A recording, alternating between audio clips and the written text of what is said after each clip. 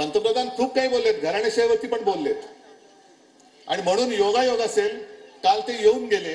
आज मी नेमकं अशा मतदारसंघात आलोय की जिथे गद्दारांची घराणेशाही आपल्याला गाडायची आहे.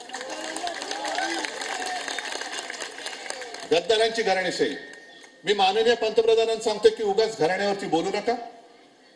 तुम्ही जर आमच्या घराण्यावरती बोलला तर आम्ही सुद्धा तुमच्या घरावरती घराण्यावरती तुमच्यावरती बोलू. आणि निदान जो घरंदाज आहे त्यांनी घराणेशाहीवरती बोलायचं. जो घरंदाजच नाहीये तो काय घराणेशाहीवरती बोलणार. आणि हे त्यांना माहिती नाही घराणं म्हणजे काय असतं, घराण्याची परंपरा काय असते ही त्यांना कल्पना नाहीये.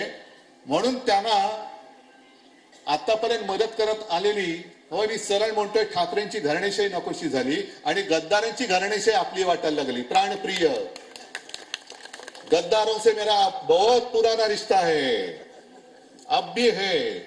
अशी ही सगळी घराणेशाही जी गद्दारांची ती गाडून टाकायची, ती गाडण्यासाठी तुम्ही किती तयार आहेत ते मी बघायला आलेलो आहे.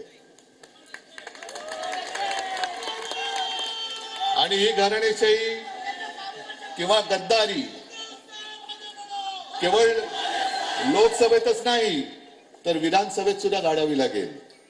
महापालिका कधी होतील घाबरतायत.